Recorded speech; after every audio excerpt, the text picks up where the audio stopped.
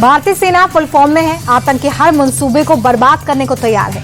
Operation सिंदूर इसकी एक बानगी भर है। ये नया भारत है। आंख दिखाने की हिमाकत करने वालों का फुल फोर्स में जवाब दिया जाता है। ये कहना है रक्षा मंत्री राजनाथ सिंह का, जिन्होंने ऑल पार्टी मीटिंग के बाद ऑपरेशन सिंदूर को लेकर जानकारी दी। न सिर्फ देश बल्कि समूचे विश्व को ये बता दिया कि आखिर भारत की ताकत क्या है और क्यों दुश्मन को हमसे बचकर रहने की जरूरत है। पाकिस्तान और पीओके में जिस तरह से हमारी आर्म्ड फोर्सेस ने टेरर कैंप्स को नेस्त नाबूद किया है, वो हम सब के लिए एक गौरव का विषय है। जिस प्रेसीजन के साथ यानी जिस सटीकता के साथ ऑपरेशन सिंदूर एग्जीक्यूट किया गया, वह अनइमेजिनेबल है, बहुत ही सराहनीय है। इसमें 9 टेररिस्ट कैंप्स तबाह हुए और अच्छी खासी संख्या में आतंकी मारे गए।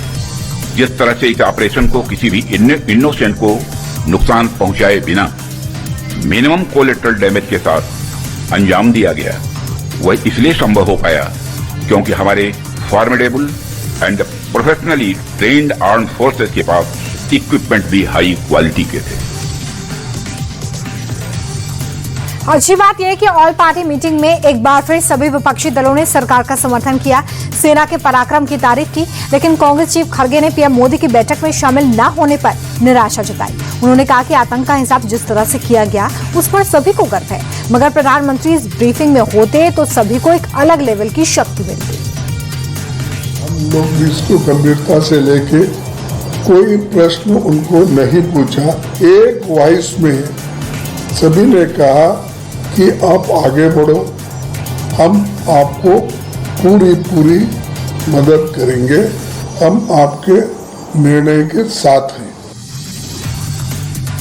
हालांकि किरण रिजिजू ने कहा कि जिस तरह से सभी दल के नेता ऑल पार्टी मीटिंग में आए, सरकार के साथ एकजुटता दिखाई, उसकी तारीफ होनी चाहिए। रही बात डिटेल्स शेयर करने की, तो इसे लेकर अलग से ब्रीफिंग इसलिए नहीं की गई क्योंकि ऑपरेशन अभी जारी है।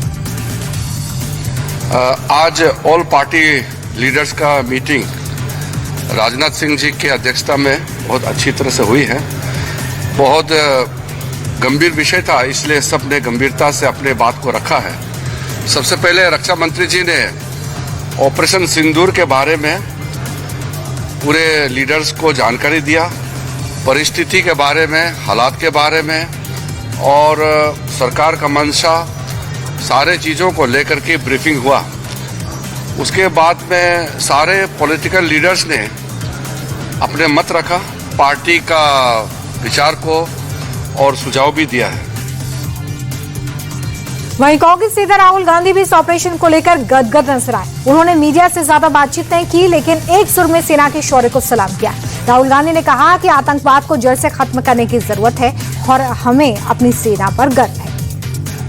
पूरा सपोर्ट दिया हमने। और जो खारगे जी ने कहा वो सही है कि वैसी चीजें हैं जो डिस्कस नहीं करनी है, तो बस सबने सपोर्ट किया।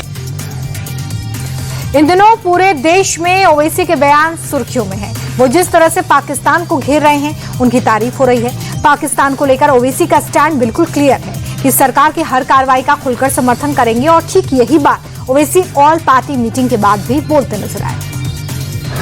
सर, आज की ऑल पार्टी मीटिंग में मैंने कॉम्प्लीमेंट किया हमारी आर्म फोर्सेस को और भारत सरकार को कि उन्होंने एक ऑपरेशन सिंदूर को अंजाम दिया। मैंने अपनी बात में ये कहा कि एक इंटरनेशनल कैंपेन हमको चलाना चाहिए टीआरएफ के खिलाफ, और ख़ास तौर से सिक्योरिटी काउंसिल इसको डेजिग्नेट करे और हमको यूनाइटेड स्टेट्स ऑफ अमेरिका को ये बताना है कि वो अपने ही मुल्क में इसको फॉरेन टेररिस्ट ऑर्गेनाइजेशन डेजिग्नेट करे, पाकिस्तान को FATF की ग्रे लिस्ट में डाला जाए। यूपी के सीएम योगी आदित्यनाथ ने भी ऑपरेशन सिंदूर का जिक्र किया। लखनऊ में एक प्रोग्राम के दौरान योगी आदित्यनाथ ने कहा कि इतिहास गवाह है कि भारत कभी दूसरे देश के मामलों में इंटरवेन नहीं करता, लेकिन अगर कोई छेड़ेगा तो उसे छोड़ता भी नहीं है। ये बात दुनिया को समझ लेना चाहिए। विकसित भारत किसी को छेड़ता नहीं है। विकसित भारत अनावश्यक रूप से किसी के कार्यों में हस्तक्षेप नहीं करता है, और ये तो इतिहास रहा है हमारा।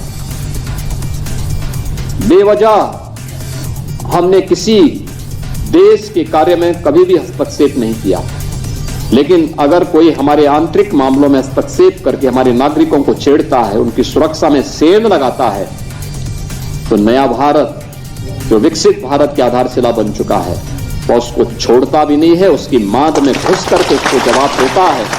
और कल आपने भारत की ताकत का एहसास दुनिया ने भी किया है।